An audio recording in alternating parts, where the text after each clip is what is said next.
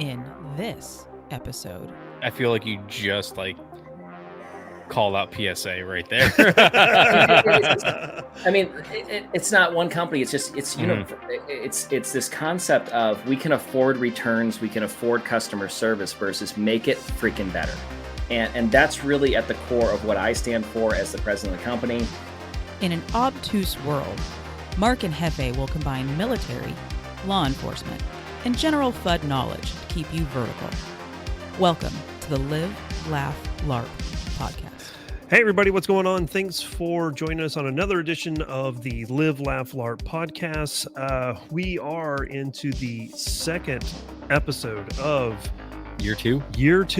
It's almost like the sequel to Batman Year One. It's Batman Year Two. No, not a comic guy. Not a comic guy. No? Whatsoever, man. But there's also some more good news. I forwarded you an email. Did you see my email that I sent you? You sent me a 25,000? No, 2,500. 2,500. Yeah. Just on Buzzsprout though. Just on Buzzsprout. Well, no, that's not Buzzsprout. Buzzsprout is the hub. Oh, is the hub of all of the different podcasting platforms. Okay. So across all the different platforms, we've had 2,500 downloads. Now, downloads don't necessarily mean listens. Listens can be something just as quick as someone jumps on for 10 seconds and that's it. They don't even download it onto the phone or anything like that. It's very difficult. It's different than like YouTube views and stuff like that. It sounds like trying to do podcast analytics. It seems like a nightmare because downloads and listens, like I can listen to it but not download it, but correct. I can download and not listen to it. So and then on top of all of that, it doesn't even count what's going on with the Firearms Radio Network. Mm-hmm. It doesn't count what's doing on YouTube and the views, quote unquote views that we're getting there. So we have well above, I would say, probably 1 million. 1 million. In addition to that, before we get into that, I'm bringing all of that up is because it's you guys. You guys are the reasons why we are so successful. You guys continue to listen. You keep on coming back. We see our analytics growing each and every episode, and we want to say a huge thank you for that. So that is like the big news here. And then leading on, I'm saying second, the other big news is it's November 6th right now on the time of recording. As we're recording this, it is November 6th. And I did just see that the current vice president has conceded. Yep. Finally conceded. She's probably hung over right now. Fun fact. I didn't, the exit polls, but the results for our county, Harris won by 119 votes. 119 votes. 119 votes out of I think it's like 4,000 or 5,000 total. Yeah. Wow. Actually, no, sorry, 22,000. Yeah. So your vote mattered. It did. Yeah, it did. Which was really kind of odd because for those of you listening, if you don't know, we're in the state of Kansas, and at one point I looked at the map and it was blue, and I was like, "Whoa!" 3 counties. Yeah. Out of 3 counties, 4 counties. Nope, only 3. There's 4. There's a little tiny one right next to Johnson. Oh, that doesn't count. Okay. Anyway, should be Missouri. Anyway, but I had a heart attack, and then 5 minutes later it went red, and I was like, okay. So wholesome story. Our kiddo wiped us out by 9. So I remember about 9:30. I was just looking at my phone, going through it. I was like, you know what? I'll find out in the morning. Mm-hmm. Kiddo wakes up at 2, screaming my name. Get into her room. She wanted to let me know her finger hurt. She wanted a hug and was hungry. Mm-hmm. So finally got her back to bed. That's when I pulled my phone out, and you're like just as they were calling, you're like, oh, cool. Like at 3 a.m. I was like, oh wow, thank you, kid. Now I don't get to sleep, but thank you. Yeah. So so enjoy, I guess. For a lot of people, it'll be interesting to see how the next 4 years go. It'll be interesting to see what happens with the firearm industry over these next 4 years, because we had the Trump slump that everybody talked about that back in the day. I was joking with Brett the other day about it. I'm like, next week is going to be either really good for your business or really bad. So it sounds like it's going to be really bad for their business. Yeah. So we'll see though. We'll see. With all of that being said, we have to take a moment to say a huge thank you to Atero Arms, because they are the premier sponsor. The only sponsor, but yeah, they are. So, yes, technically they are the premier. They are the premier because they're the only ones, and our favorite ones. To be frankly honest with you, At this present moment, I wouldn't see it any other way. They have stuck by us this entire year that we've been recording, and I just really do appreciate the team over there. We're at how many 26 episodes now? This will be 26. Yeah, 26 episodes. Still no acro PT mount for my J frames. But yeah. Well, he did something. We talked about it. The AK, the revolver mount system. That was pretty cool. That was fun. No, I need more. Of course no, you do. more. Of course you do. Oh, but with all of that being said, we do have a really cool guest on this episode. This individual is somebody that I met at the most recent Kalash Bash. I was familiar with the company that he worked for, but really haven't had much time to sit down and talk to him about everything that's been going on with his company. And he was actually in just for a little bit, just real quick. He was in the Kalash Bash special podcast that I did earlier this year. So you guys can definitely swing by and check that out. But with all that being said, Jeremy, thanks for joining us. We really do appreciate it. How are you doing, sir? I'm doing great, man. Thanks for having me on, and excited to chat with y'all. What a fun day to celebrate some secured freedom. Is how we can all kind of take a breath around. I think so. But just real quick, I haven't really formally introduced everybody to you, to everybody, as it were. But Jeremy is with XTech, and if you XTech would, Tactical. Yeah, XTech Tactical. That's true. Yeah, so if you could just tell us who you are and tell us about XTech real quick. Yeah, absolutely. So I'm a co-founder of the company.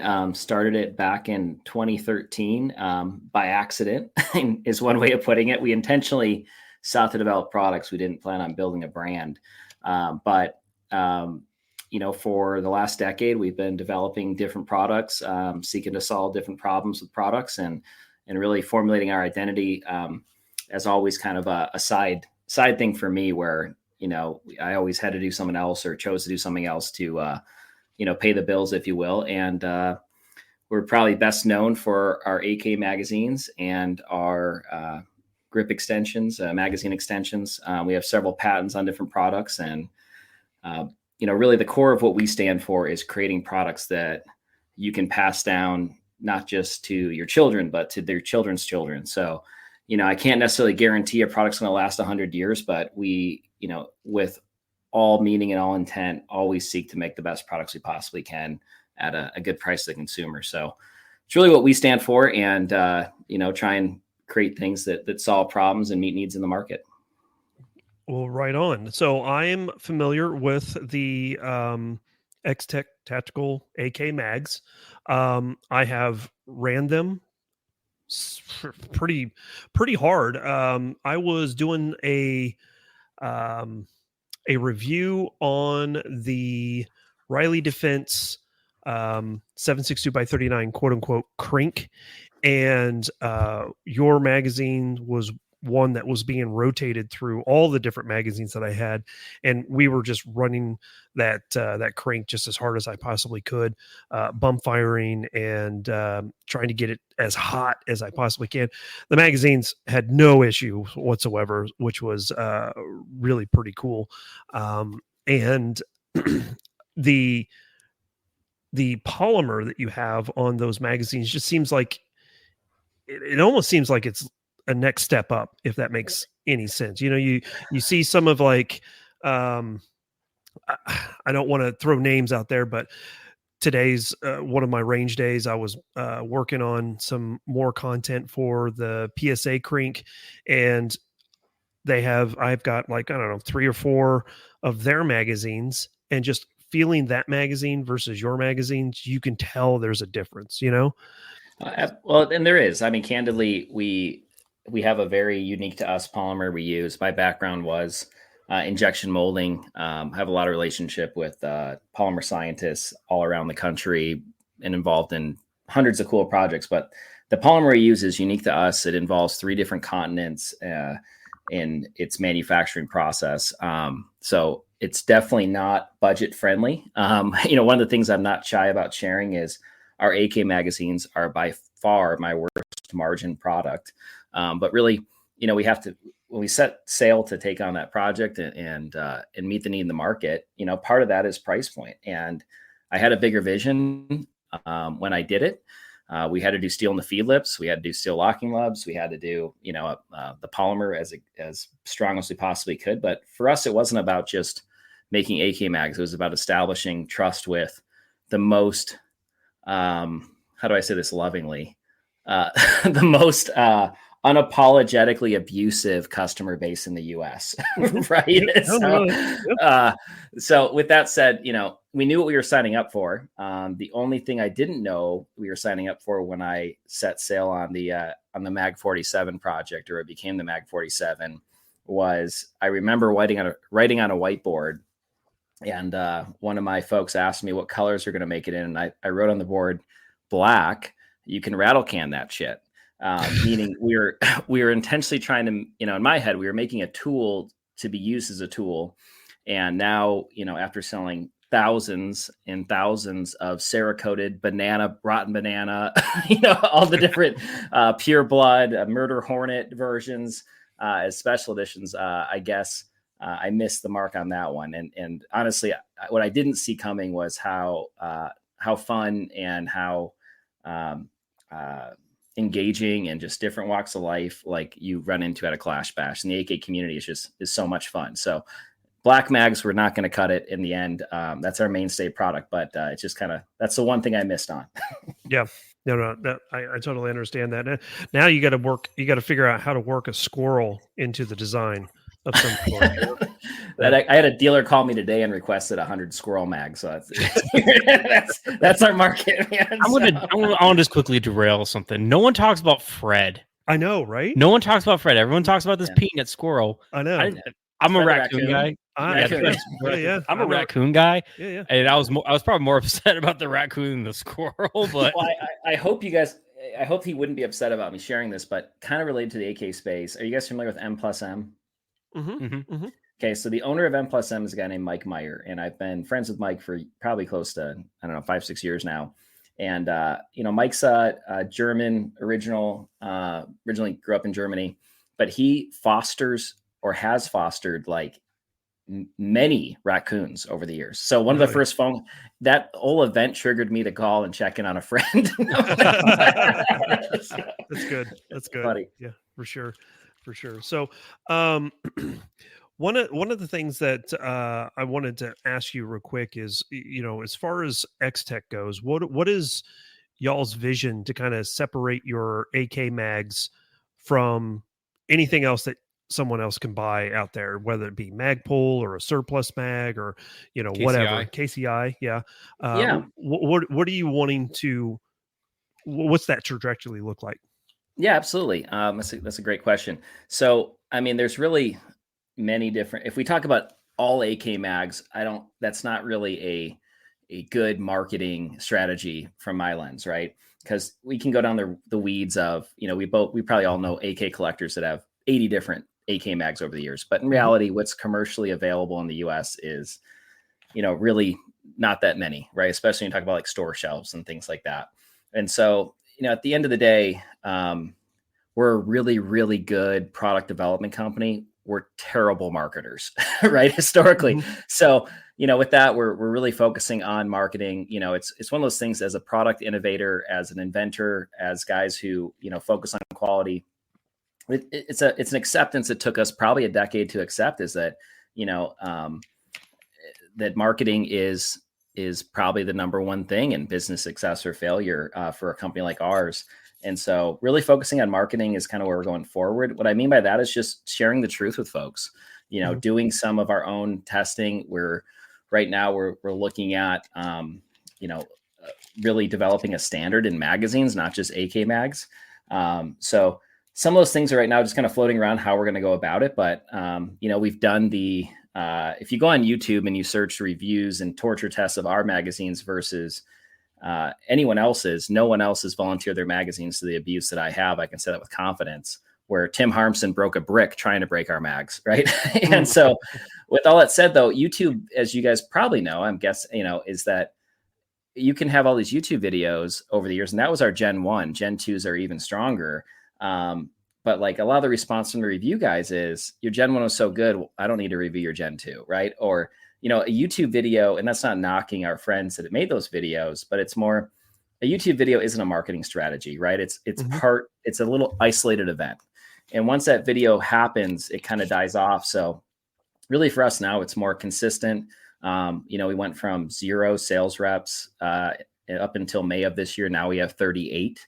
So it's really just educating customers as to, a Magpul magazine for certain builds might be okay for what you're using it. If it's a range magazine, if you're counting on your AK to, defend your life and defend your home and do a tactical purpose, you need a higher level tool. And so we can say with confidence, no qualms about it. We have the highest quality, most durable, most reliable US made AK magazine ever made.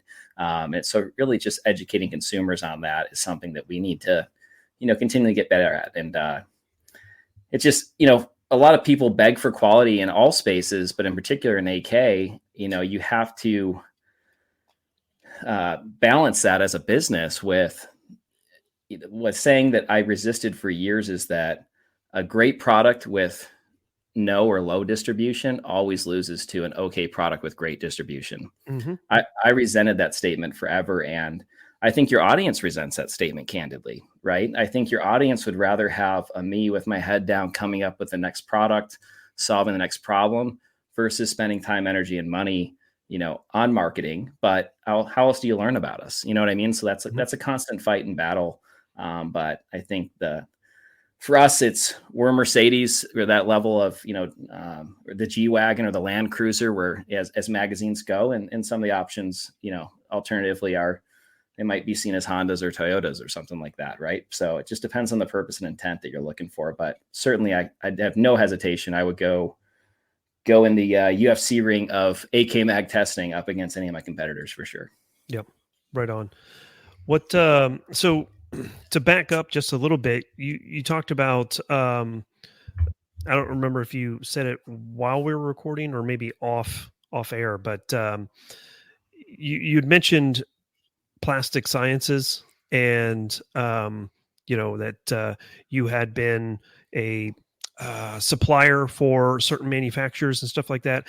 So, walk us through that. How does that element drive XTech? Yeah. My goal as myself is to always be the dumbest guy in the room. Right. And so it's about who, it's about building relationships with those folks. It's about having them invested in your mission. And so, I got to work on some really cool programs, not just in the gun industry, but elsewhere. And, where XTech came about from was more us, myself doing a lot of projects in the gun industry. And, one of the things I don't necessarily hide is that I didn't grow up around firearms. I didn't grow up in a household against it. I grew up in a neutral home. I maybe skied a couple times in paintball, right? But really, I ended up working for an injection molder, and the first client they gave me, I wasn't aware the client already told them they were fired.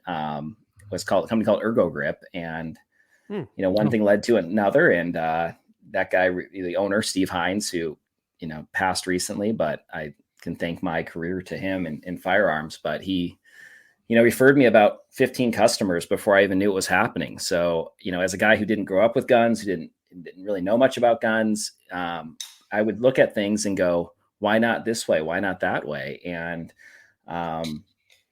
so quickly I started giving Steve ideas, and he came to me and called me the smartest idiot he ever met. And I didn't know how to respond, but, essentially what he's saying is, hey, go patent these and guys like me will buy them from you. So before I knew it, I probably, had 15, 20 customers in the gun space.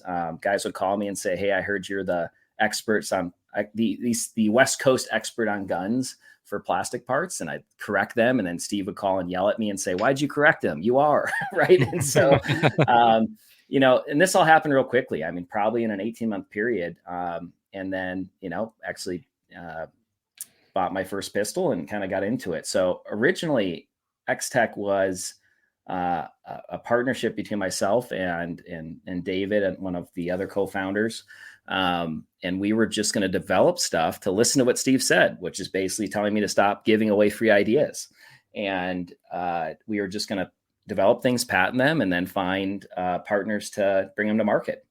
And a set of circumstances occurred where my only option to move forward was to as our own brand. And we had a significant offer on the table from a party that, factors outside of our control kind of prevented us from moving forward. And so we launched XTech, and, kind of the rest is history. Right. But yeah, all to be said, I mean, it's really just our key advantage is we've got amazing engineering in-house in my business partners. And outside of that, I've just got a network of dozens of the smartest people in polymer science, not just in the US, but around the world. And that's definitely a tactical advantage for us. And so like our, AK magazine material is something I'll never patent. It's something that good luck. It's like the Coca-Cola formula, and we intentionally built it to where you can send it to a lab and try and reverse engineer it. And you're going to be, in Antarctica when you're trying to head to the North Pole. Right. So it's kind of a fun thing I take pride in, but,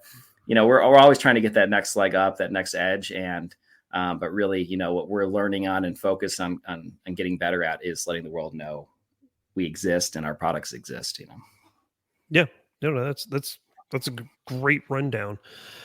One of the things that happened this week was I got a box from you, just jam-packed with a whole bunch of stuff, and I can't even wrap my head around some of the things that I can, but yeah. I can't. I'm afraid no. But so you've got obviously you've got some new stuff that's coming down the pike. Some things that I'm looking at one of the magazines here. I was like, man, I don't even have one of these pistols. I got to go get one now. So good. 92. Okay, that one. Okay, Yeah, I saw like a Italian flag. It looked like up top. What is that? That is for the I cheated. I'm pulling up the app to see that shipment that I sent you, to see when I sent you. But that's for the M&P full size. Yeah. Is that the Italy from Metcar? No, we're one of the things that I've learned is that we have patents on 2 utility patents on magazine extensions. Mm-hmm. And if you pop that magazine apart, you'll see there's a leading edge that eliminates the catch point that all double stack extensions that aren't ours run into. Mm-hmm. And so that creates where the follower or a hollow point can catch on that transition from extension to magazine body and create a fail to feed. And what good is extra rounds if they might not function, right? Correct. And so, but selling extensions at the volume that really justifies injection molding and makes our business viable is, people aren't used to buying pallets of magazine extensions, but they are used to buying pallets of extended magazines. So we've went out and we've formed some partnerships with some Italian companies, and we're going to be continuing to expand that. So that's our first Italian-made magazine body. And so basically we get the bodies imported, and then we make all the guts. And so, you get a extended magazine. So that's going to be an area we're going to grow a lot in the next couple of years. Yeah, it threw me off because he handed it to me. And at first I saw the Italian flag up there. I'm like, oh, it has to be for Beretta. Mm-hmm. Take it out. Nope. Yeah, and you mentioned Metcar, and candidly, Metcar's built a great reputation. Those in the industry around it kind of know that they make most the OEM metal magazines for pistol manufacturers, and so this is the companies we're working with are much smaller, very focused on quality, and but it from a marketing lens, I think kind of the Italian flag means quality to U.S. consumers when you're looking at metal magazines, in part because of Metcar's reputation. Yeah, I think so. And just from a consumer standpoint, when you see an Italian flag, your mind, Jefe's mind might go straight to Beretta, which is great. It usually goes to pizza, but pizza, yeah. But I'm also a fat piece of shit, so I don't know what to dive into that about. I know, right? Well, but you also have, you've got Benelli, you've got Ferrari. we just Talked about Ferrari Italian. Ferrari. It is. Ferrari is Yeah, Italian. we're not car people, as we found out a couple episodes ago. Well, I always thought that Porsche was French. German, yeah. Yeah, Yeah. they're very German. Yeah, they made engines. Made engines for the German World War II Germans. Yeah, for the World War II German tanks. But Yeah. I digress. Donald Trump won, so we can say Nazis again, can't we? But the whole point is that obviously you see that Italian flag and you automatically think, okay, this is going to be quality, right? Yeah. Which is really, really great to see. And then, then you see on this one right here, you see what's even better on it. It's the big old American flag. Absolutely. So where are these guys? Where are you guys making all these? I thought you were Oh, going no. to say something about that it's a SIG. Oh no, the SIG. I know that was going to be brought up. I'm trying to be an adult here. Jeremy, just so you know, Jefe cannot stand SIG. Yeah, if you talk to anybody that's been in the military, like past the introduction to M17, like there's like three things I want the federal government to be investigated: red dye 40s, the assassination of MLK, and why the fuck do we have the M17s? Well, we can circle back to that because I have some recent things that I didn't believe. I'll just go down that road right now. But go ahead. I was So see how this gets derailed so quickly. So we've never focused at all. I mean, our products have been bought by different U.S. government entities, small ones. They've been exported to some foreign entities, but we've never had a focus point on law enforcement or military sales, and that's an area that we're rapidly growing and pursuing quickly here. And so with that, it was like, I called my network and got a pulse on what agencies are buying, and you sit there and go, really? Right. And guys, like the idea of swapping out a Glock for a Staccato. I'm not, Staccato's listening. I'm sorry, but that doesn't make any rational sense to me if your job's to kick in doors. But with that said, the M&P is lost, almost completely lost market share in the U.S. from an active agency award standpoint, other than, LA County Sheriff still has them.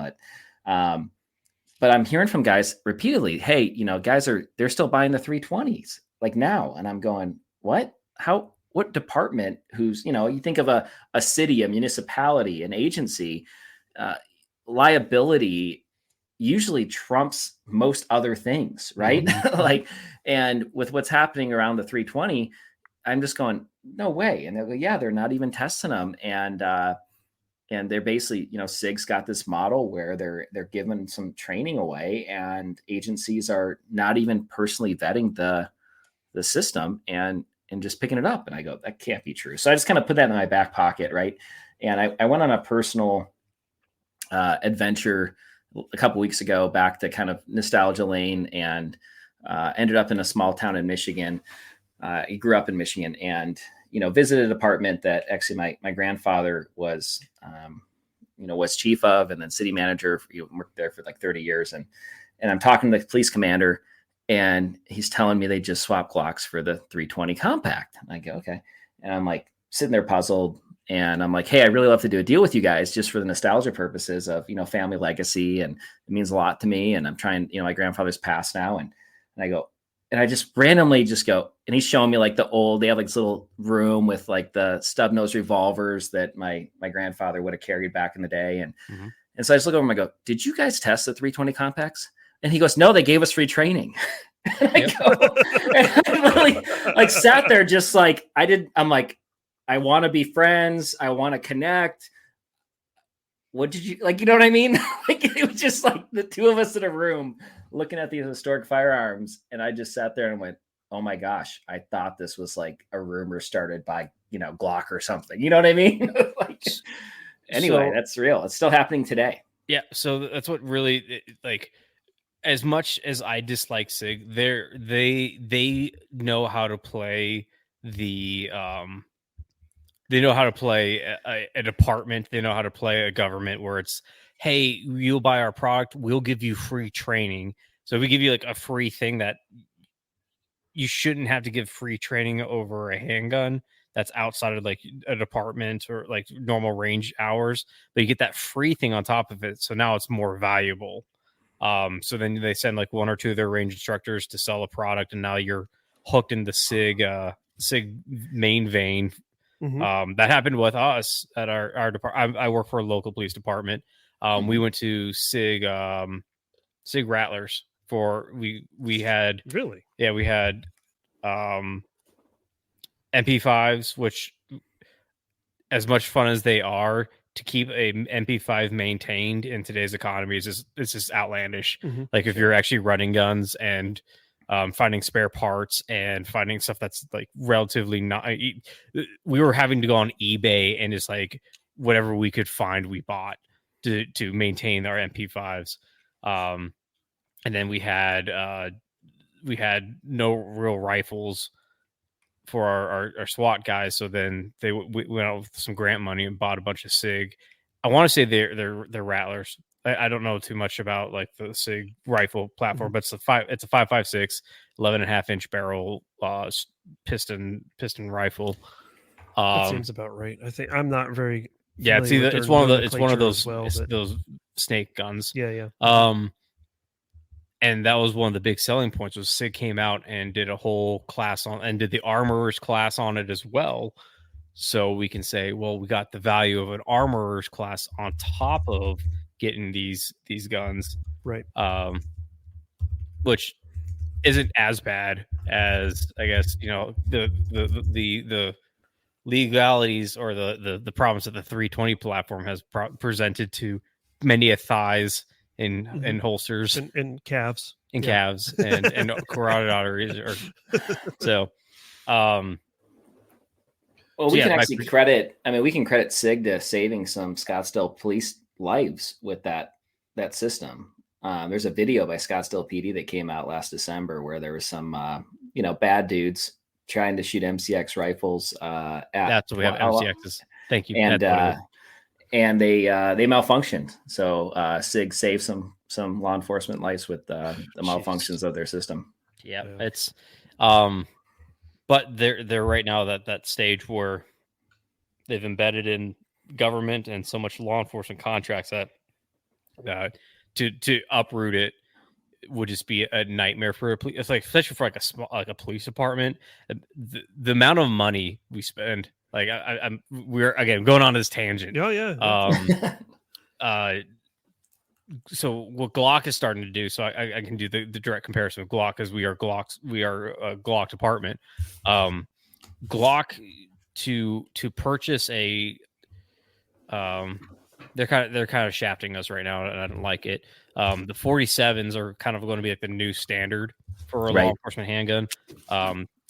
And you can buy the optics packages with them too.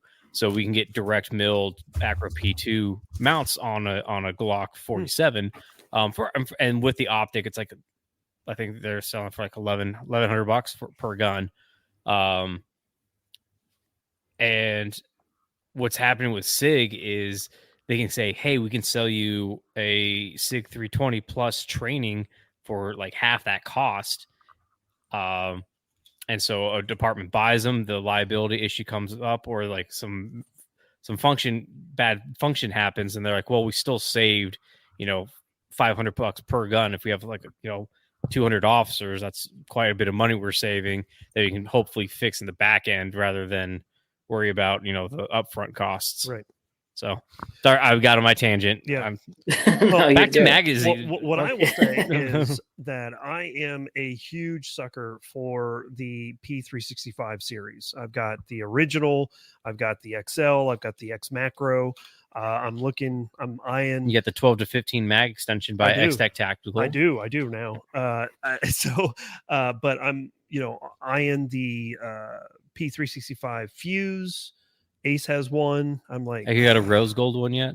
No. I'm not going to do that. But huh? Why not?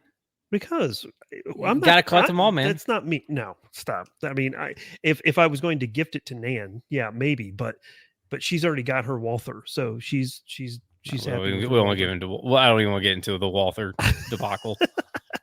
not a debacle. But anyway, so to see these mag extensions and the sleeves that you have with them, that gets me really excited, because now I'm sitting here thinking, I was like, oh well, I can carry my OG P365 or even the XL, and then run the X Macro Comp 17 round magazines with my XL, and still have that comfort because of that sleeve, so I thought that was pretty cool. Yeah. How did the sleeve thing come about? Like that's, and the reason I'm asking, because first of all, it took me about 5 minutes to figure out. I didn't read the instructions at all how to put this on. I'm looking at the Glock 17. I'm like, that's with the Glock 17 mag with the Glock 19 sleeve. So how did that come about, and why was that like a decision y'all made to go down? Yeah. So, one of the things that I look back on, I'm very self-critical person, always wondering what I could do better and different and all that kind of thing.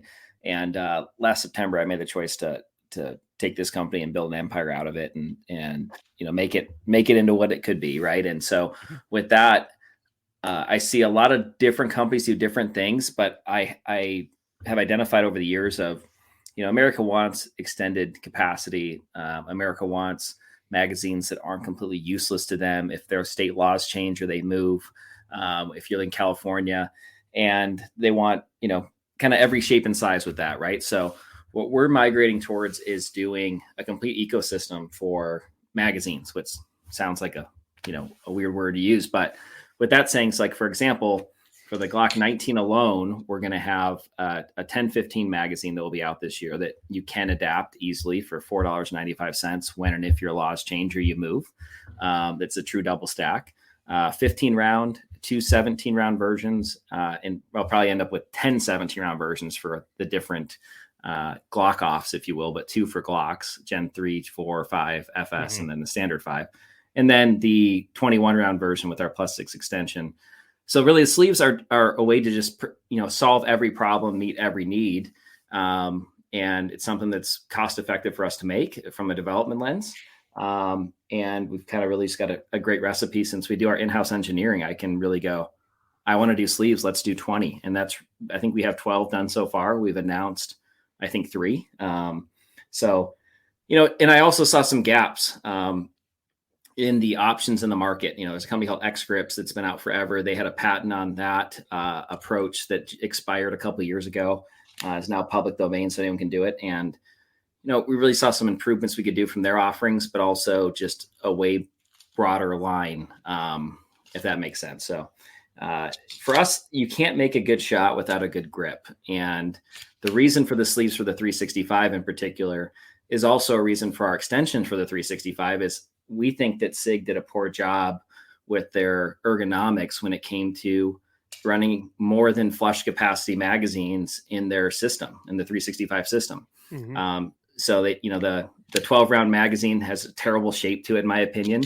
When you squeeze it in the standard frame, the way that kind of goes forward, it creates a gap in your palm. And then, our 365 +3 extension gives you that perfect grip where it's very easy to stay high on the pistol and have a proper grip. And then the sleeves, SIG ships the 17 round mags now with 3 different base plates for each module size. Yes. But there's no support for the back of your hand. You're on the back of the magazine. And so, it becomes this really goofy thing. So again, having that good support, to me is imperative in making a good shot, right? If you don't have a good grip, you can't make a good shot. So that's kind of the premise of that. Right on. And then of course, naturally, the extensions is kind of where you got your start with XTech. Is that correct? Was that the extensions was our third patent, third product line that we released. And that actually came about from HK at the time coming to me, H&K US, and saying, the VP9 is extremely popular. We're not going to be able to keep up magazine production. Will you make a magazine on your own? Which sounds crazy, but that's what happened. And so we used to sell VP9 magazines. And when I agreed to do that project at HK's request, I wanted to come up with a solution that allowed us to be relevant no matter what H&K's magazine supply was. And as we took that underway, it was, okay, they have 15 round mag, let's make a 20. And that's really where the extensions came from. And one of our engineers came up with that leading edge and the way our extensions go together. And when I started showing that prototype, the folks are like, you got to do this for everything. This is a game changer. And it's taken us some time, but now we're starting to do that. But so extensions were about, 4 or 5 years into the business. And now we're really, heavily leaning into it with our patents being issued. Right on. Today I was able to make it out to the range, and a part of the box that you sent me full of stuff. Again, thank you so much for that. This is Absolutely really, really cool. But you had 15 and 17 round Glock magazines. I wasn't able to bring the 17 round magazine with me, but the 15 round came with me, and no problems whatsoever. The fit and finish on it is really, really nice. You probably heard some clicking and banging and stuff around. That was us kind of on the casting couch. Yeah, on the casting couch. But we were just basically just kind of, quote unquote, shadow boxing or dry firing my Glock 19 with the 15 and 17 round mags with the extensions, without the extensions. Threw me off because I didn't even know you owned a Glock 19. It just you pull that out, I'm like, this motherfucker just bought it today just for the show. No, I've had this for over 2 years now, and it was my. It doesn't EDC. look like it. I know it doesn't look like you have it. suppressor height sights on there because I had the HoloSun 507C on it that then I pulled off and put onto the DD Mark 12, and I now can't shoot Glocks.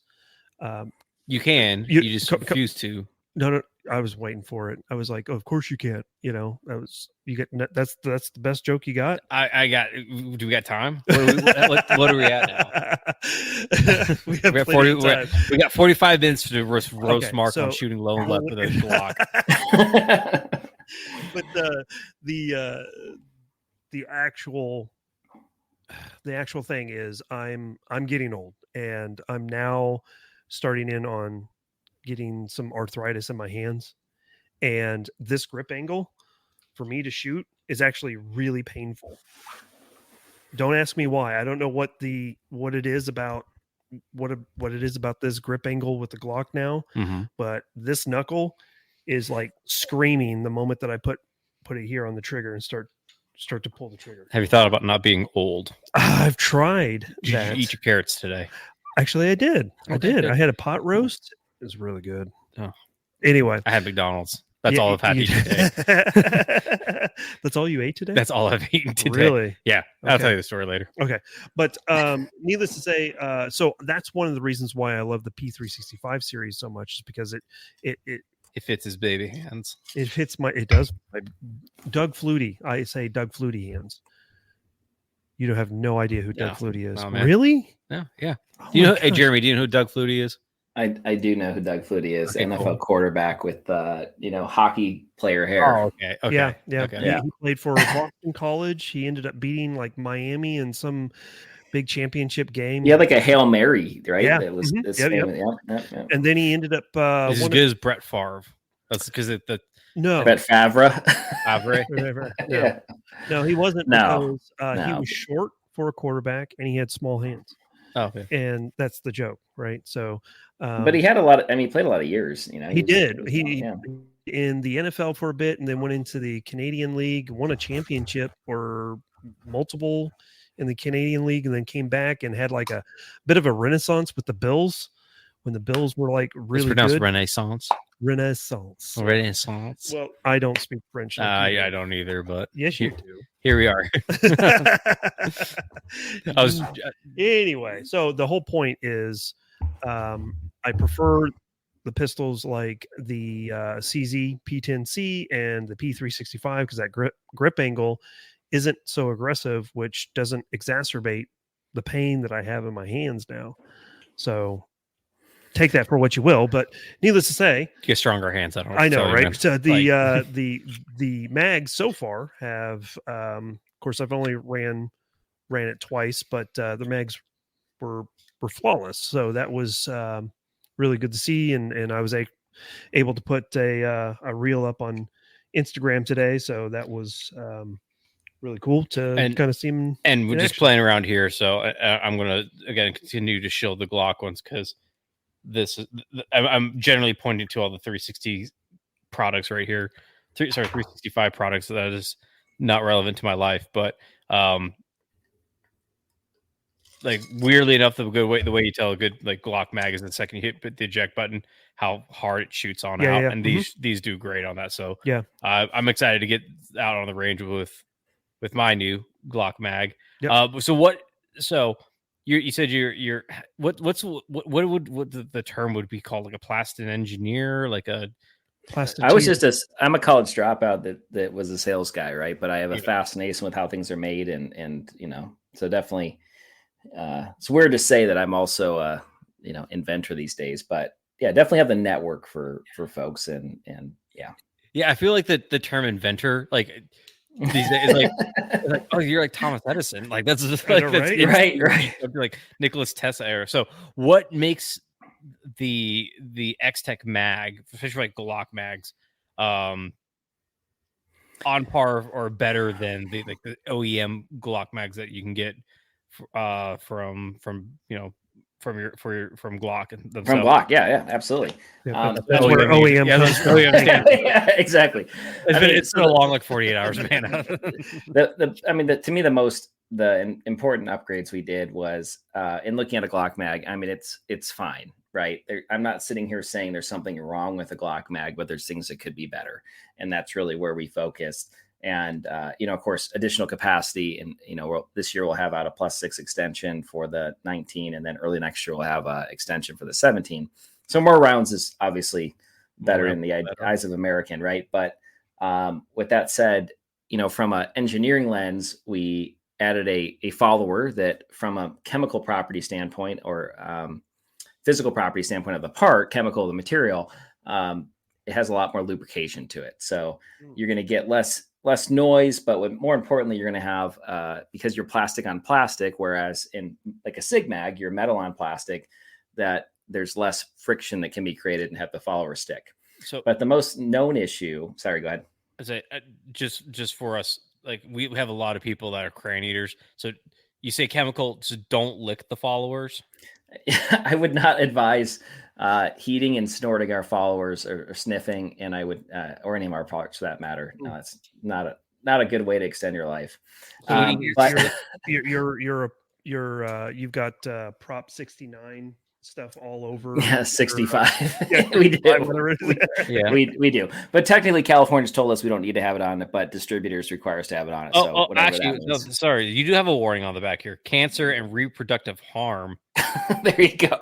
So you'd have to bring it to the melt temperature, which our lowest melt temperature on that product is somewhere around 320 degrees. But if you want to cook it, don't do it. That's Prop 65. Yeah. So are you California? So sorry, I'm not a chemist or anything like that. I do very low skilled labor for nothing. So if I put this by my ball sack, we should be okay. You're fine. You're totally fine. It's not the what was it? The speed radar or whatever ball sack stuff. No, we're not doing that to you. If you don't bring it to heat, you're fine, and don't eat it. Other than that, you're not dishwasher safe. So those are my only catches. But ultrasonic cleaning, go for it. But don't put it in your dishwasher. Yeah. But yeah, I mean, the key upgrades for us was I looked at obviously from our brand's migrating from mainly website sales back to distribution and big box stores, hopefully more and more as we go into next year. And to get into placement in stores, everyone sells Glocks, right? And so this is kind of our gateway drug, if you will, into the store, and by having a whole section. So we're trying to migrate away from selling a store on a SKU or one part number and say, hey, we'll fill out the whole end cap for you. And so with Glocks, it was, we could talk to Glock users. We surveyed, we have an email list that's fairly large, and I end up getting about 1,100 responses back from our email list of Glock users. Of course, it probably doesn't shock you guys. Most AK guys own Glocks, right? Simplicity is that attraction to both platforms in part, right? Yep. Mm-hmm. And so when I surveyed, users, it was, what do you care about? And unanimously, and this is also our customer base, right? So I'll parlay with that. Our customers did not really care about price as long as it wasn't more than a Glock mag. Our customers come to us because they know us and they trust us and they know what we stand for. So this isn't a survey at NRA show, right? And so it was, give me a better magazine that does everything I want a magazine to do, and I'll be happy. So a lot of guys reference buying the Wolf high-powered springs. And so we went with a 17.7 stainless steel spring that's 3 times set and heat treated, made in the US here. So, where Glock factory uses music wire. So if you've ever worn out a Glock spring, first signs you typically see are no longer holding back. So we already come with those high-powered springs in the mags. Base plates, guys had different qualms with them. The one problem we did not even attempt to solve is ease in taking on and off. Our magazines, you're going to need a Glock tool for, or a base plate tool. They're on there. But from a drop strength standpoint, we're significantly stronger than Glock factory. Used a very proprietary material there too. And so, the bodies, it's more of a Glock clone. I don't see an issue with Glock factory bodies, especially now that they're at Gen 5. So there really wasn't much to do there. Steel reinforcement's the only option we're selling. And, from a retail lens, we're heavily going to be focused on the combos of a magazine and sleeve, and the 2 packs of the normal mag. So price point when these hit the market will be mid-20s for a single magazine, or 2 packs for MSRP of $39.95. So, so you're basically going to get under $20 a mag for the highest quality Glock mags you can buy, that already have everything you'd ever want done to a Glock mag. The only con I'll say about our mags versus Glock factory is that when you initially get them, because we have the high-powered springs already in there at a 17.7, is loading that last round might be a little bit harder than Glock factory, but for our customer base, they'll happily trade that all day long for long-term reliability. So, yeah, I will say I'm glad that you brought that up. I will say that last round was a bit of a struggle today, but you just literally talked about your weak hands. Yes, so. That was the caveat was, again, I've got the hand issues, which I had to break out the what do you call it? The mag loader, what's the one that the Magula. But yeah, thank you. There you go. Everyone's got kind of So really for us, it's about, again, making a product that you can pass down generationally, that is going to work, is going to perform for you, and so as we go, it's I think a lot of 2 packs will do really well in retail, and then the 21 round combos, and then I'm trying to make the Glock 26 great again with our sleeve combos with mags there. All that stuff's coming out. So now you can, buy one thing off my website, a magazine with a sleeve, and you can turn it into a 19 length grip or a 17. And then, really what we're super excited about, and I'll be transparent on this as to why these aren't on our website yet or announced, is we call it the Freedom Series. We announced it at the Goals event in Knoxville this year. Yeah. And those are 10 round, easily convertible, when and if you move magazines. So like if you've ever seen I call it the neutered Glock mags. So if you live in California, Massachusetts, New York, any of those restricted states, Glock's offering to you is a single stack magazine that is known to cause failures, and you can't convert it. So when and if you move, your laws change. You've got a bunch of paperweights that no one on Gunbroker wants, right? And so now we're giving you a true double stack magazine that for $5 you can get a kit from us when and if you move, your laws change, and you got something that's now a standard capacity magazine, and a portion of each magazine sold off our website goes towards fighting for magazine freedom nationwide. Those aren't out yet because we got production parts, and with magazines, there's this anomaly called rattle that just like insanity producing. And in the prototypes, we had no issues. And when we got the load them to 10 with the blockers, both the 15 and 17 round magazine bodies rattle like a baby rattle. So now we went back to the drawing board, and we're working to solve that. It's just, for better or worse, one of the core things about our brand, I think I can surmise that separates us, is I've been so frustrated by this industry, and I have different exposures to it as a guy who made a lot of stuff than most. But, this industry, I feel like technology is advancing, and there's improvements when it comes to polymer science and manufacturing methods that are always getting better and better, right? Today, we've never been better than we ever have in history, right? That's how technology typically works, unless we're talking about the Mayans who got buried, right? But with that said, the gun industry is more and more migrating towards good enough to sell on the expectation that people aren't going to use their stuff. And that disgusts me unless it's clearly marked on the packaging, this is a toy or this is for range use only, right? I mean, the idea I feel like you just like called out PSA right there. I mean, it's not one company. It's just, it's this concept of we can afford returns, we can afford customer service versus make it freaking better. And that's really at the core of what I stand for as the president of the company. And the guy who gets to call the shots here is, rattle, does it affect function? No, but it's not representative of what we want to do as a brand. So, now we're having cash, parked in the warehouse until we solve that problem. But it's just, we don't want to be that company that is motivated by short-term finances to jeopardize what we stand for. And that's just, we want to make the best products we can. And if at a given point we know we can make it better, we're going to do it. That's pretty awesome.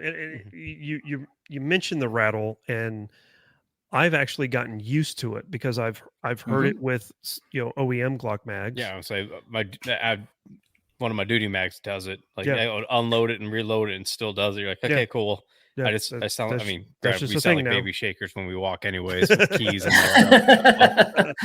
and just called me the janitor, but and it's like, and I'm not promising zero rattle at any point in any of our magazines at point of loading, but in particular too, like if you're going to have, no one's going to download a 10 round Glock 19 mag. You know what I mean? Like you're not going to buy it and carry it as a 9-round magazine. And if it rattles badly at that point of 10, it's like no dice, let's figure it out, So, but we're trying to minimize that as much as possible. And so, yeah, that's the hold up on the release of what we're calling the Freedom Series. So we're super excited about that because candidly, there's no reason why a user in those states would ever buy a Glock Factory magazine again now that our offering is going to be out there at the price point it is. Well, it's funny you bring up those magazines. A local gun store of ours.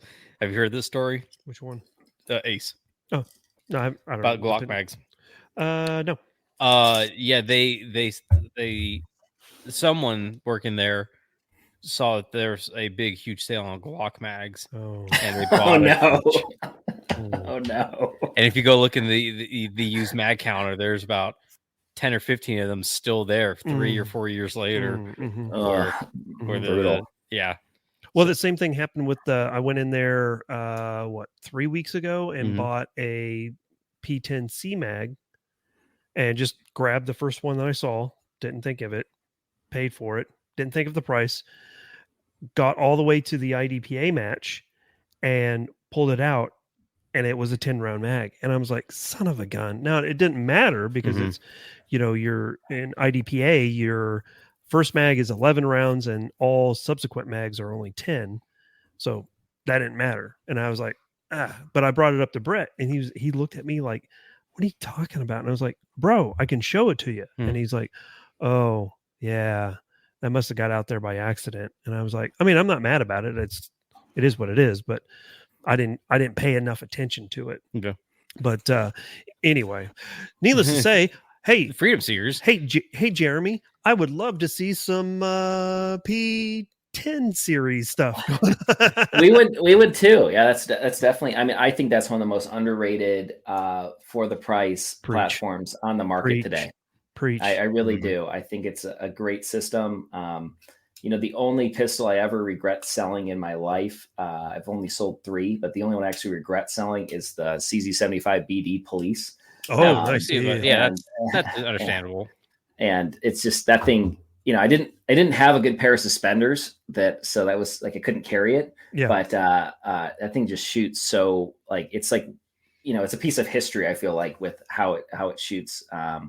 And just a great platform. But the P10, I mean, I think the P10 series, CZ's, it's so strange. Like there's this perception, and I still believe that they're one of the most cash strong entities in the gun industry. And you're going, where are you guys? You're seeing Springfield, you're seeing SIG's marketing, you're seeing PSA's marketing, and CZ You know, you're not seeing it like you're Those seeing crazy some of checks. those other companies. Yeah. Yeah. Well, I mean, they just bought Colt, so you know they got to figure they that. did? Yeah. well, that happened several years ago now. I mean, but my point is like that group is ginormous, right?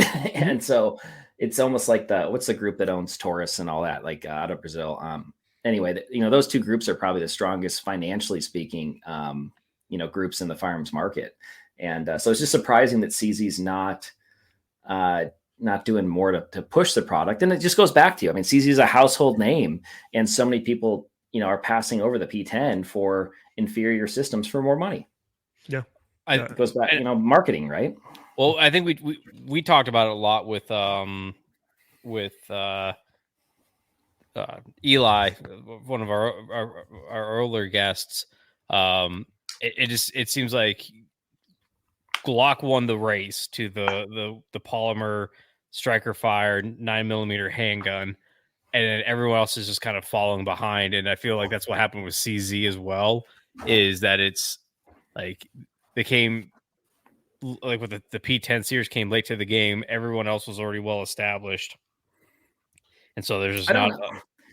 I mean, it maybe that, and then maybe like this silly fascination with the chassis that kind of gives merit. Like I don't know about you guys, but I mean, I do like the idea that I can go buy an aftermarket 365 module, sure.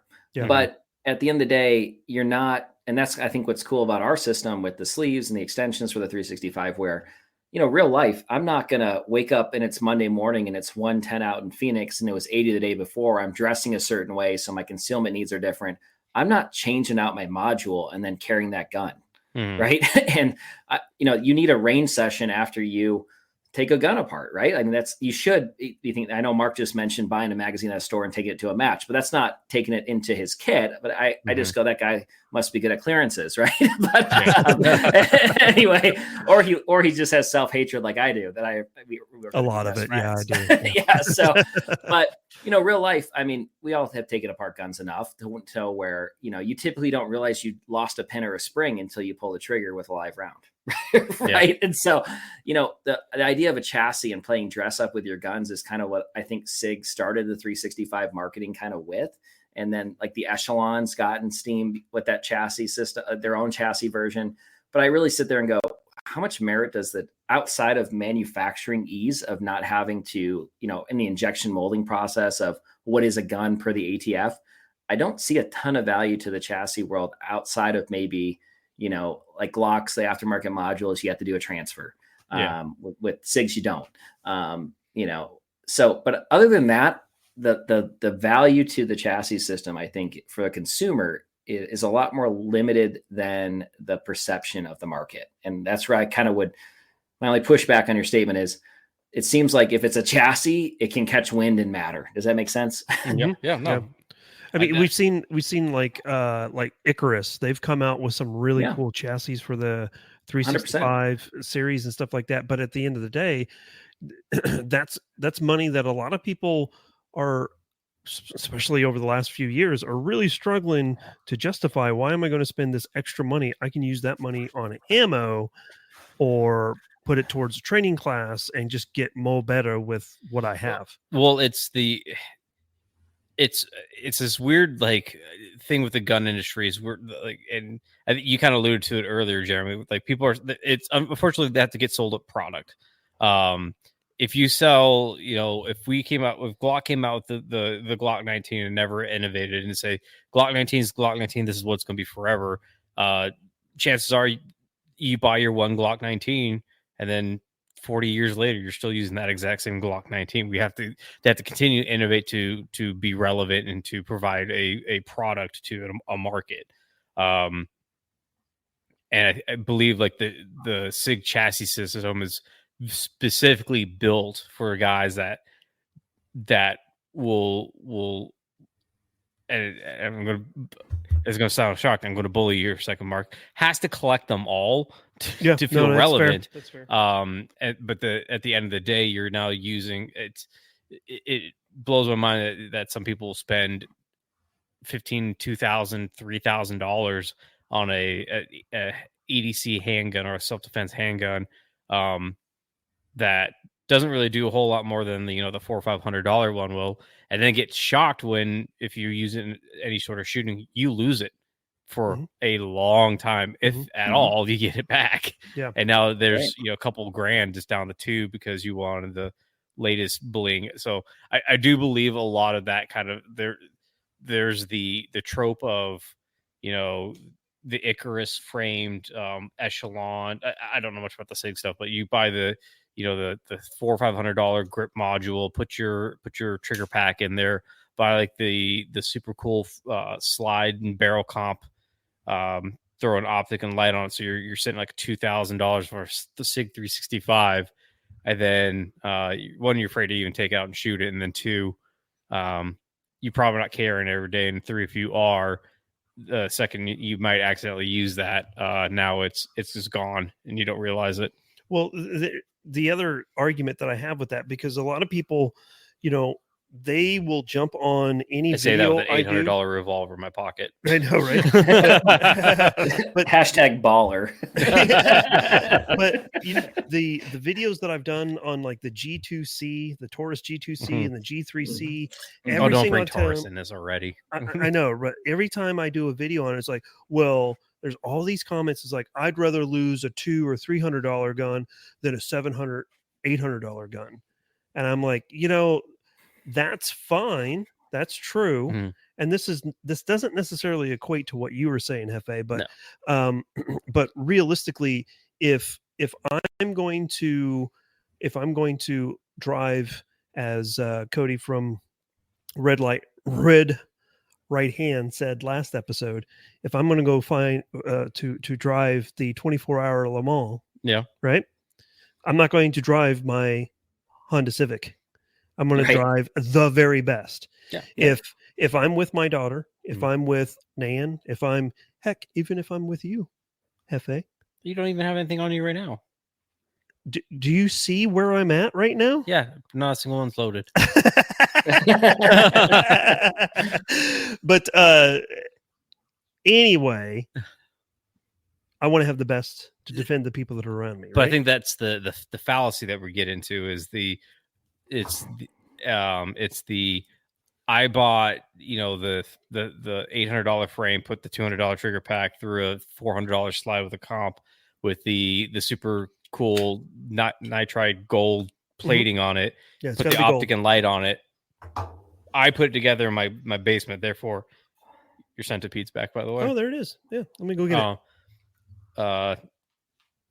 That therefore it is the best, when in reality the factory made that's designed, or I use the Glock 19 as an example because it's designed to be like a tank no matter what happens. Yep. Much like the XTech mag.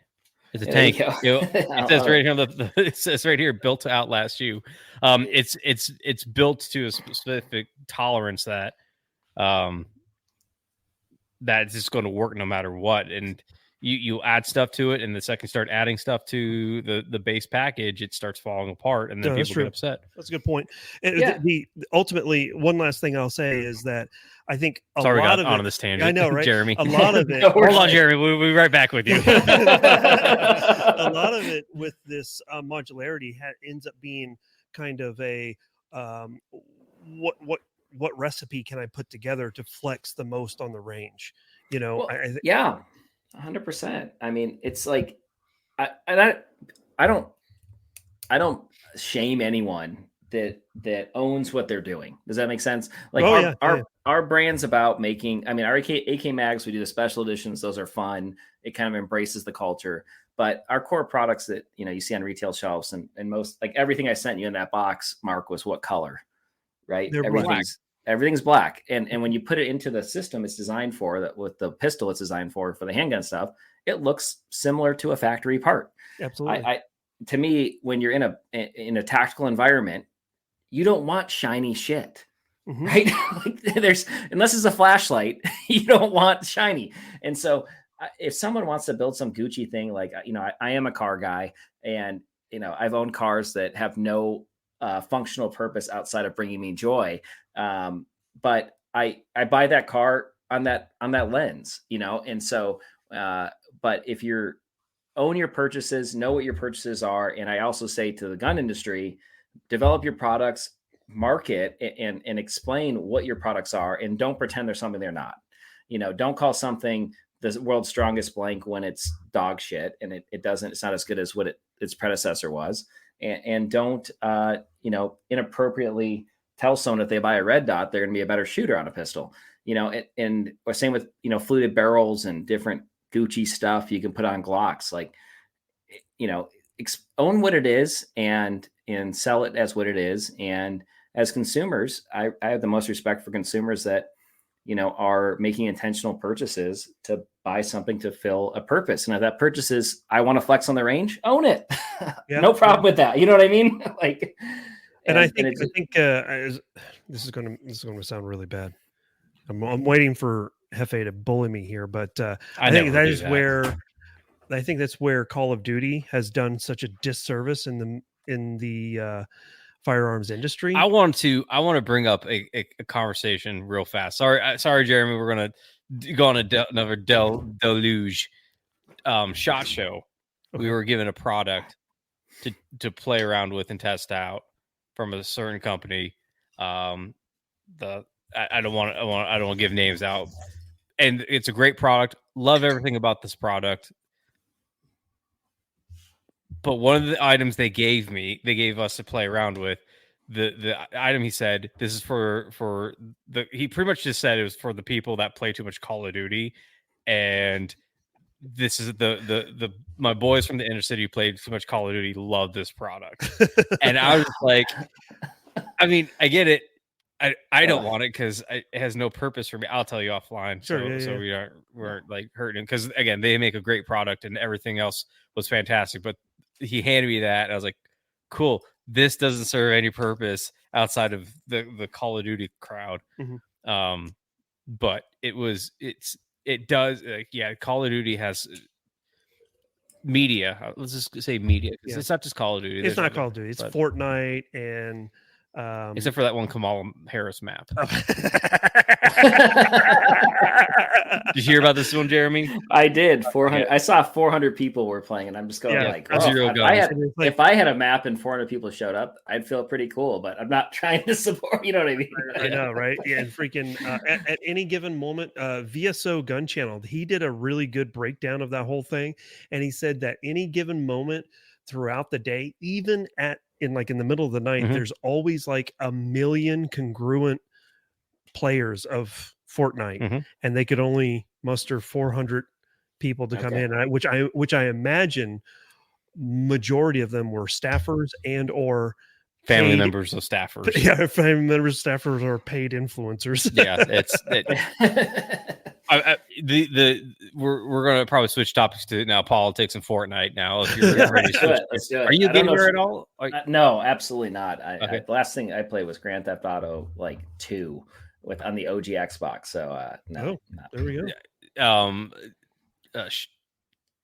I'm blanking on his first name, but Schmidt, the guy who takes his duck hunting. Yeah. T Schmidt. I can't remember what the T stands for. I'm blanking on his name. Todd. I was going to say Todd, but Todd. We love you, Todd. We love you, Todd. I said I put that in my Instagram story. He messaged me. He goes, I have no idea what any of this means. So I put out gaming terms. He goes, hey man, I still don't know what any of this means. And then I'm trying to explain to the guy that he's about our age. So it's like he's younger than you. Yeah, I mean that's fair. Let's say our age. We have a 10-year gap. I know, right? I guess it's not fair to say our age, but it's just definitely one of those not everyone spent their entire high school time not getting laid and playing video games. Yeah. But he's a car guy though. He's a car guy. Oh yeah, we talked about a Ford Galaxy for an hour and a half already.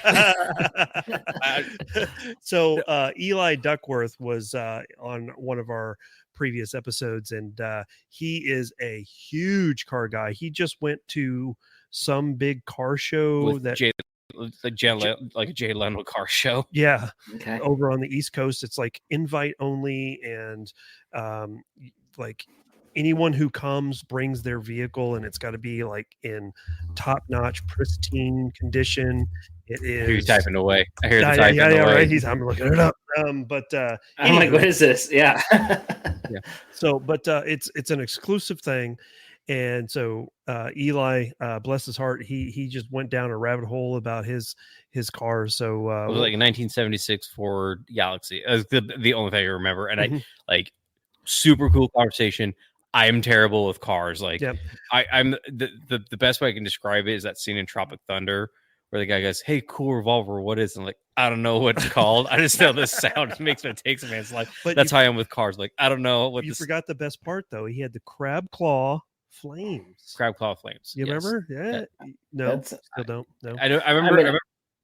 I'm a car guy, but I would be like the coolest guy in Wichita at times, not like Scottsdale.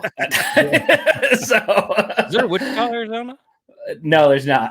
Yeah, off camera. I was telling him where I grew up in Wichita. Oh, okay. Yeah, so he's kind of dunking on Wichita right now. I mean, yeah.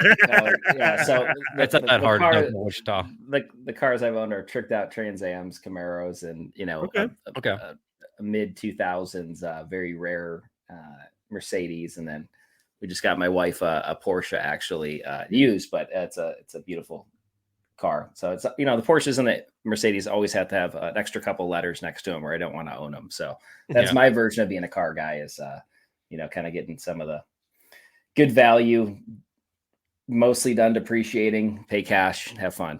So. Yeah. I will say that one of the first jobs that I had out of high school was a lot attendant for a car dealership.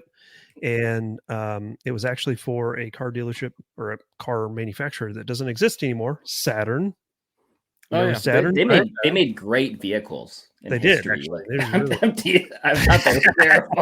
There's a reason why they were the ugliest of GM was like, we're gonna offload this one off first. So, they had a lot of used cars, and one of my favorite used cars, because I would have to drive from the west side of Wichita to the east side to drop off stuff or like parts or whatever the case may be. And they had a 1996 Pontiac Trans Am Ram Air.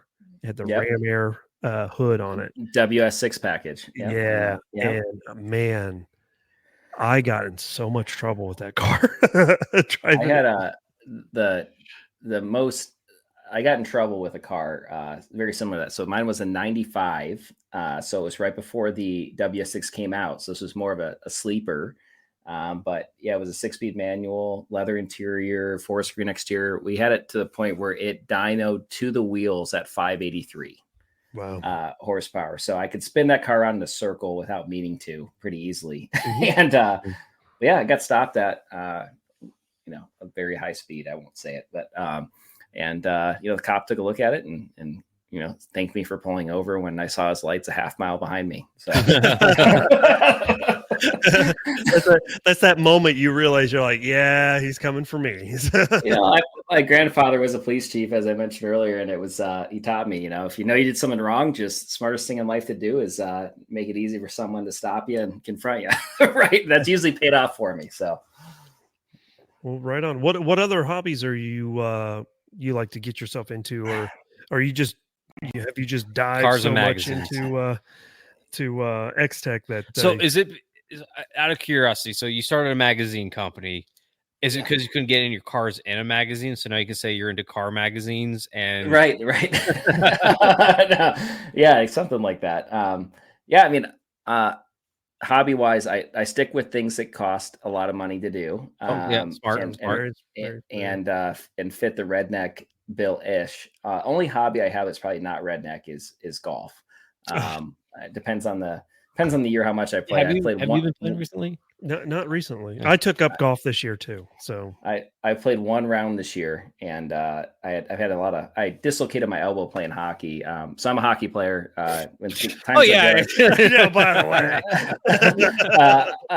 So times are good. I try and play 2-3 nights a week, which is tough because the ice time we get as the old guys in the beer leagues is sometimes 11:55 games on a weeknight. It's just brutal.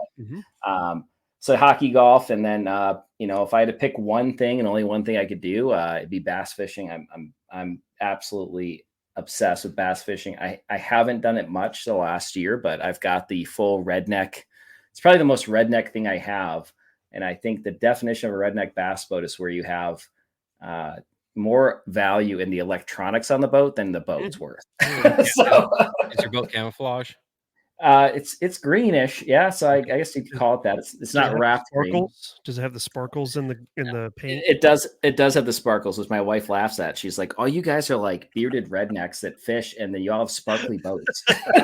So, for a reason, though. Yeah. So it's got the 300 horsepower 2-stroke on the back, and it's got two 16-inch screens up front where I can see the fish and the little 4-inch worm falling from 100 yards away, 100 feet away. All the redneck stuff you'd expect from a year 2000 bass boat. So what does the sparkles do? Oh, to reflect light. Of course it reflects light, moron, but how does that help with fish? It doesn't. No, not at all. No. She's like, why don't you wrap your boat? And I'm like, I don't. She's like, well, just wrap it as XTech right off. I'm like, I don't want people coming up to me when I'm on the water. That's my happy place. Like, I just want to be away.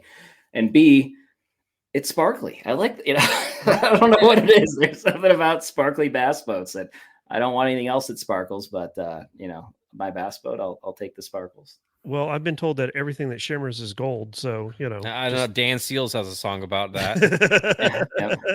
So, but you could also wrap it with XTech, and then it would be a business expense. I don't need more of those. I'll be candid. A decade in, I've never paid myself, and we built the business and reinvested it, and I don't need more expenses. That's my accountant's words. He's like, you spend enough money. So here, let's do like the compromise. What about shiny XTech wrap? The glitter in it. Glitter. Well, the gel coat's the magic. Gel coat basically has I forget what it is, some obscene amount of clear coats on top of the base gel coat. So if you can't replicate that in vinyl. There you go. So anyway, that's you didn't know that, did you, Jim? No, I did not know. My dad finally achieved his life goal of buying a bass boat. I think went out twice, and it's been sitting in a garage since. Oh, really? It's the old adage. There's 2 happy days when you buy a boat: the day you buy it and the day you sell it. That's 100% correct. Yeah. There's something about being on the water, though. It's just that's very true too. Yeah. We run away. At least I've been running away to Coeur d'Alene, Idaho, in the summers, and just hop around the lakes and chase bass. So it's too hot here in Phoenix. Well, I took up, but I learned very poorly, and I need to get back into it, how to fly fish last December. Mm-hmm. Okay. And so I also have property in Wyoming, which is just not even 30 minutes from what is known as the Miracle Mile, which is a section. It's actually a 5-mile section of the North Platte River, which is supposed to be some of the best trout fishing in the United States, if not North America.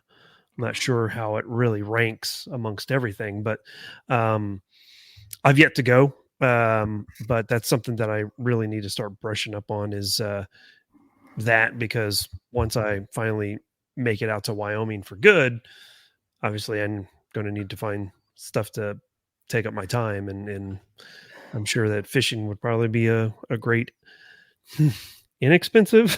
No, fly fishing is not inexpensive. You could, I think, appropriate attire though has got to be in that part of the country a 10 mil on the chest. Mm-hmm.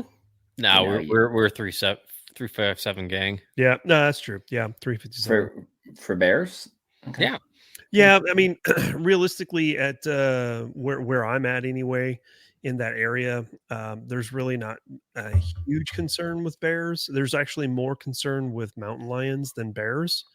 So, but there's still a chance, right? So, and it's mostly black bears. It's not Kodiaks or grizzlies or anything like that. So, 357 with the black bear, especially shooting some spicy hard cast 185s. You'll be okay. Mm-hmm. I think so. Hopefully, I just don't forget. Now, granted, were you carrying the SAR, or are you actually carrying your Model 19? The Model 19. Okay. Yeah.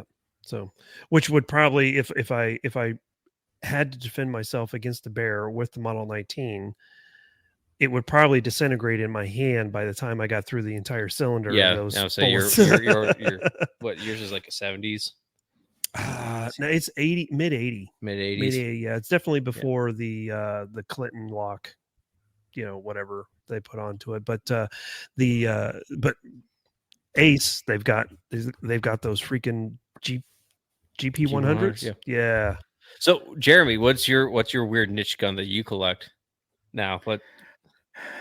I mean, the sad part, and outside of AKs, the number of popular under $800 polymer frame handguns I've ended up with is grotesque.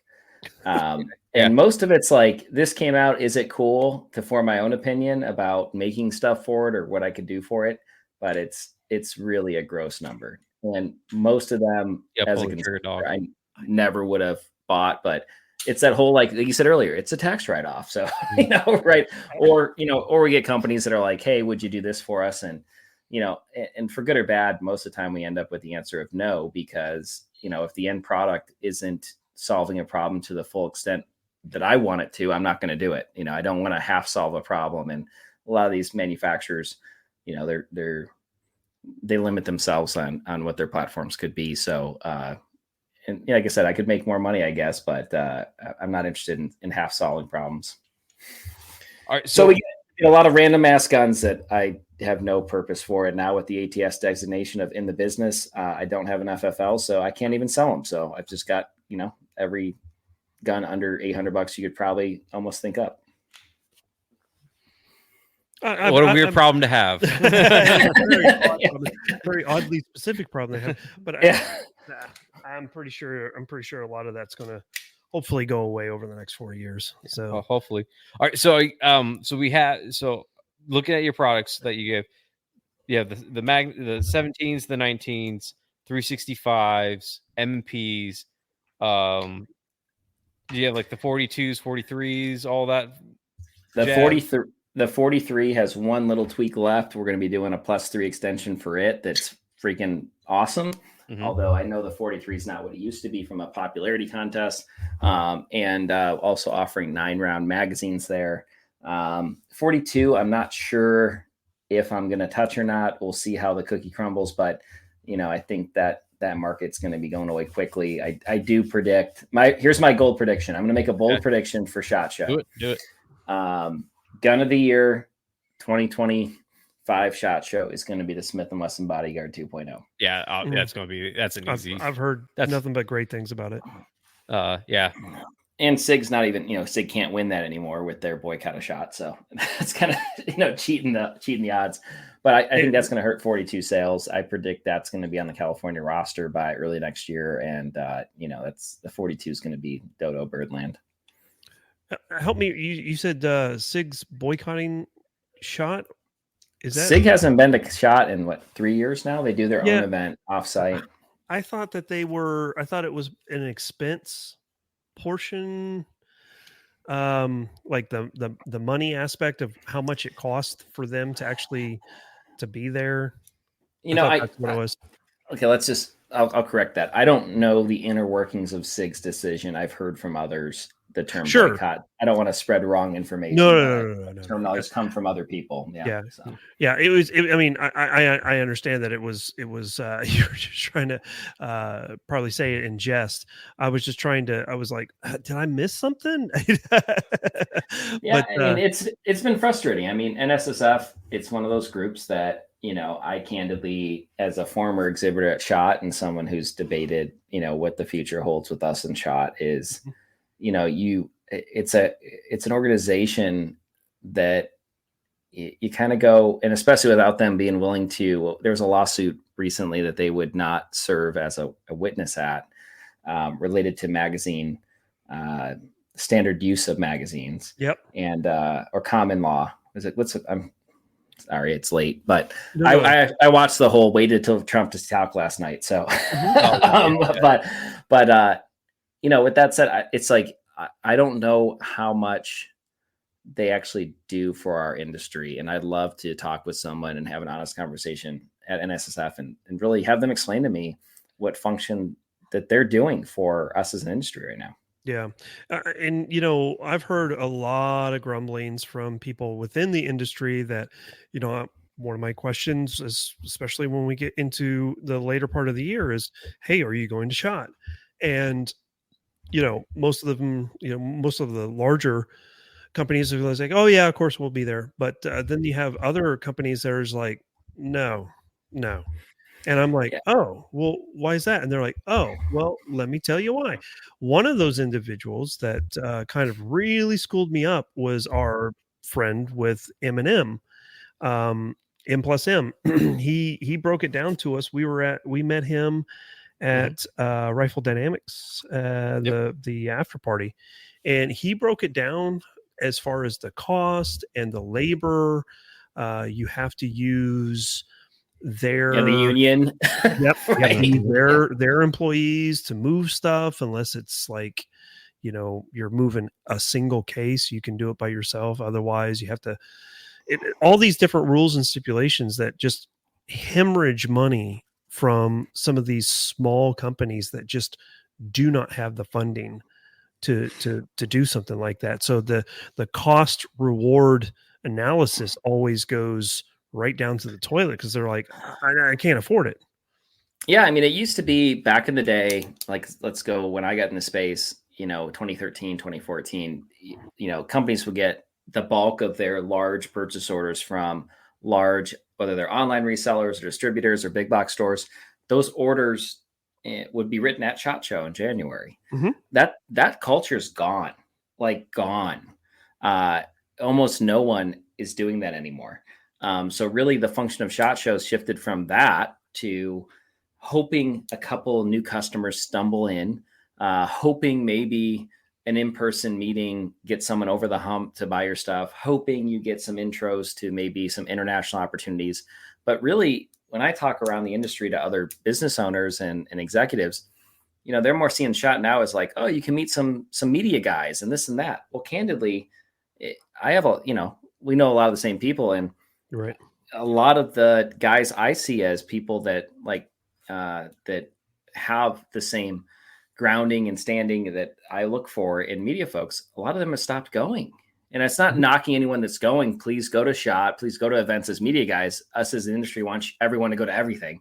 but with that, it's like, it's the quality is not what it was. And those that are established as media folks that already have their pipeline of sponsorships or whatever your goal is, they're pulling out. They're going, I don't want anything to do with that. Yeah.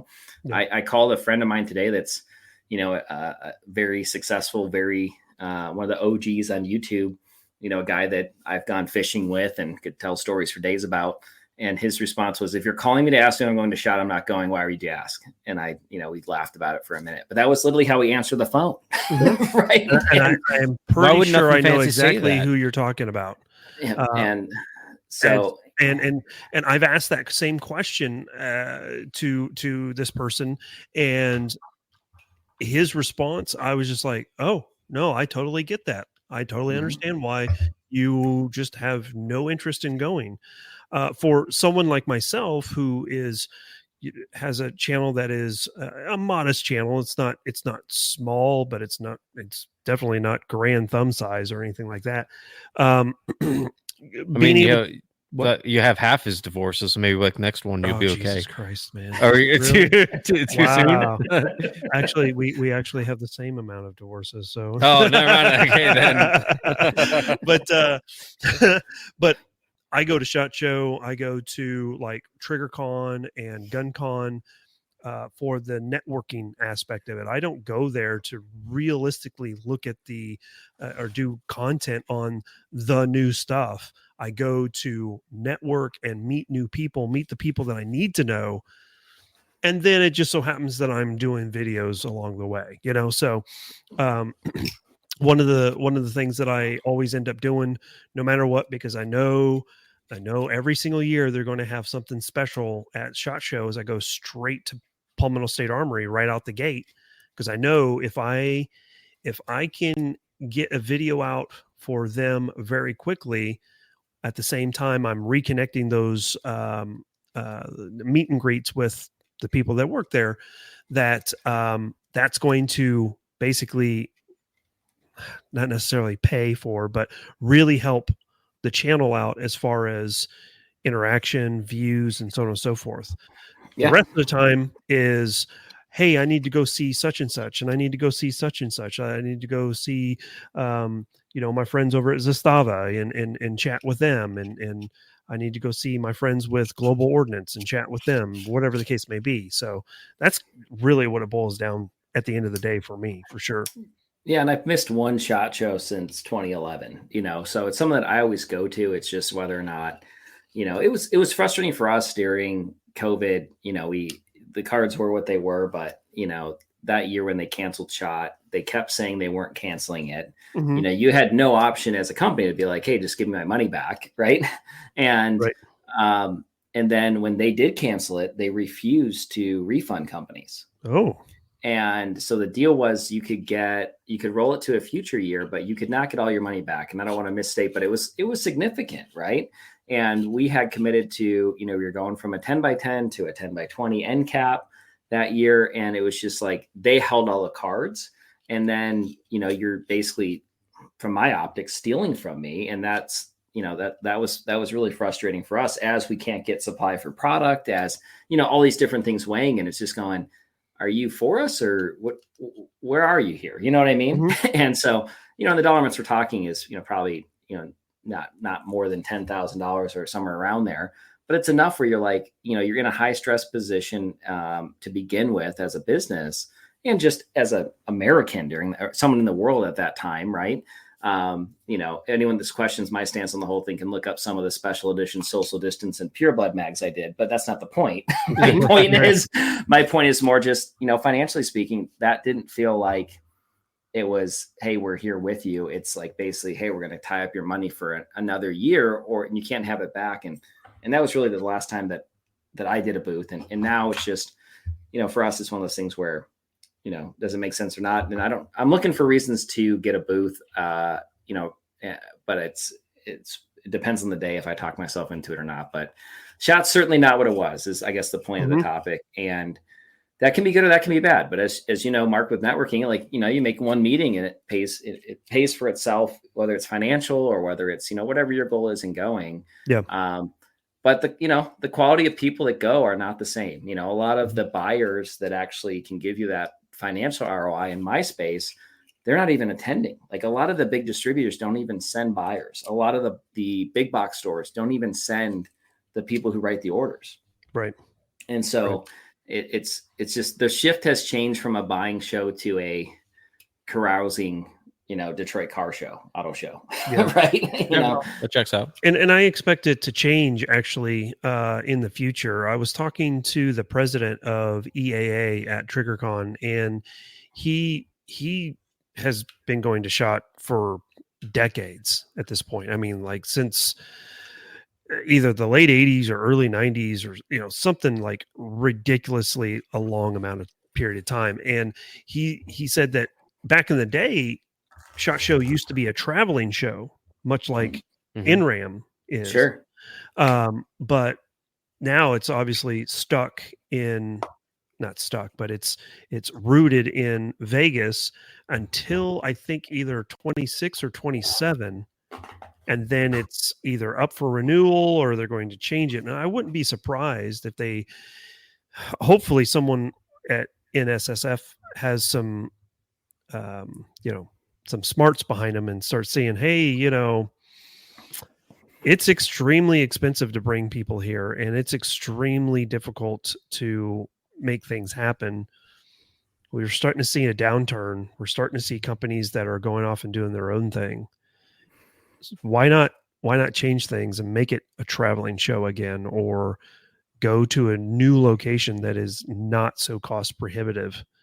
I think that's going to happen. That's my prediction. Yeah, I mean, I think consumers don't have any idea how many shows we have inside our industry. Mm-hmm. It is absolutely the number is nuts. I mean, we're at the point now where, it's like, okay, do you join these buy groups, which we have 4 different co-ops as an industry that basically, dealers get better pricing if they're part of this co-op, and brands have to audition to be part of it. And so you got, 8 of those shows a year, because both of them have 2 a year. You've got about 30 law enforcement related shows. You've got the consumer facing shows, some of which you just mentioned. So in a given year, if you're a company like ours, where you've got, half a dozen people is the business. We have a lot of suppliers, but the business is 6 people. Like, how to even think about which ones you're doing, which ones you're not, it's just this never ending thing where you're just like, I kind of want to be home and make sure I'm a good husband, right? At some point, and it just can be overwhelming. The last thing this industry needs is more shows, but at the same time, you've got shows like GunCon that our buddy John Patton puts on. Mm-hmm. And I hadn't gone I planned to go to the first one, and I don't remember why something came up. You've got shows like, Clash Bash, where I'm just like, so these are newer shows and they're fantastic. And those are actually my 2 favorite shows that I did in 2024. Or not, I guess Clash Bash is much more than a show, but you get what I mean. Right. In my head, it's a show because it's another weekend away from home. It's a show, all right. my goodness. But it's just there's so many, and the ones like Clash Bash, GunCon, I love because you're there. There's action. There's people. There's crowds, and it doesn't mean there's 50,000 people, but it means like there's engaged humans, and you're not sitting there going, "What time is it?" You go to these distributor shows. Every major distributor now pretty much has a show too, right? Mm-hmm. So you've got, and you're sitting there looking at NASCW and those shows, and you're just like, okay, I've talked to 7 people this weekend that were potential customers. 7, mm-hmm. Right? Like and so SHOT Show has to be exceptional to stick around. They have to do something that, it was known as the place to place orders. They need to find a way to get back to that. Or my prediction is they need to make it accessible to the public, or they're in trouble. I think that's one that they have a pivot right now of take that approach. You're talking about a traveling show open to the public, or at least some days open to the public, or they've got to make it back to what it was, which I don't know if they have that choice they can even make at this point. Yeah, no, I think so too. There's a level of bureaucracy at this point now too that kind of has ground them to a halt. That's like SHOT Shows in Vegas, and that's where it's going to be. Not to mention that they have created a bit of a, I would say probably industry within Vegas for that week that they're 2 weeks, I guess, that they're there. I suppose that some of the companies are there 2 weeks ahead of the show, so they're there 3 weeks. But I feel like Vegas, especially like it is a convention area. Like, of course, if SHOT Show were to leave Vegas, something else will fill its spot, and life will continue on as normal. I mean, there's 3 conventions. Well, it's like always, you got the adult film thing and the concrete thing, right? So it's always I took my wife for the first time a couple of years ago. I've been divorced as well. I lucked out in round 2. I'm thrilled. But with all that said, she went for the first time 2 years ago, and she's like, my single girlfriend should totally come here this week, because the ratio between concrete and I guess all 3 of those industries, really, when you look at head count, adult film, concrete, and gun industry, she's like, what America's all about. It was she's like 98% dudes is what I felt like. I go, you're probably right. And if you deduct the hired help from the female locals, the booth babes, if you will, it's less than that, So anyway, it's interesting to see where it heads. We'll see. But I always, I'd love to see it come back. I'd love to see it stick in Vegas, candidly, because, for us, it's the only show that we go exhibit at that I don't have to pay a freight company and the union and all the things you referred to. I can go to SHOT in a couple pickup trucks and a trailer and drive from Phoenix. So I'm actually hoping it doesn't move. But anyway, that's I enjoy it every year. You pretty much get sick at least every other year. Even so, I couldn't see it many towns other than Orlando's where it came from. They got some big convention halls there, but with the number of exhibitors they have, there's not many places in the country that really could house that many. Maybe like Nashville, I think is probably. Yeah, they have a huge convention center. It's not. I don't think it's as big as the Sands, but it's still pretty big. I think that they could figure it out. Yeah. We'll see. We'll see what the coming years are going to be. But with that being said, Jeremy, I think that we're going to start wrapping this up, I guess. Yeah, we're already 15 minutes over. Yeah, this usually happens. We always do we're going to aim for 90 minutes. This time we're going to do 90 minutes. Yeah. Fuck, it's 144. Well, guys, love being a part of it. I appreciate you guys, and hopefully, we can do more in the future. Yeah, no, I'm excited to see what you guys are going to do, because I know you're just going to continue. I can already tell. We met for the first time at Kalash Bash this year. We talked several times. We've talked several times since then. It seems just like that. My interactions with you is that your brain is constantly on the go. So I can only see that that's going to translate to new things from XTech for sure. I appreciate that. I'm all in on this thing, and yeah, absolutely. It's night and day, and we're gonna get there. It's just what that looks like and how fast and when. But the company's gonna keep growing, and I'm committed to reinvesting until we've got we can do that and pay me. So we'll see when that is. So one of the things that I'm going to spring on you is that we always do kind of like our folksy wisdom. Our quote unquote last 30 seconds of the show. Typically it's longer than that, but if you have anything to impress anybody with over this last 30 seconds, we'll send it over to you. Oh man. Just if your gut's pulling you really strongly about something, it's because you're right. Stick with it, believe in it, and go about it and do it. Don't compromise yourself for an easy road. A hard road is worth it if you really feel that strong pull. So yeah, no, that's great. That is actually great. And I don't know about anybody else, but speaking for myself, that is perfectly timed, 100% perfectly timed. Jefe, what do you got? You got anything? Here's just a fun fact. The largest piece of fossilized dinosaur poo discovered is over 30 centimeters long and over 2 liters of volume. There you go. There you go. So a little fun. It's believed to be from a Tyrannosaurus Rex. So it just shows how small you really are, right? Yeah. I have I run on like a 4-cylinder up here, and 2 cylinders are shot. So I just had to Google interesting fact. That's the first one that popped up. So there you go, everyone. My thing is, as we are recording this is November 6th. This is going to be released on November 15th. We just got done with the election.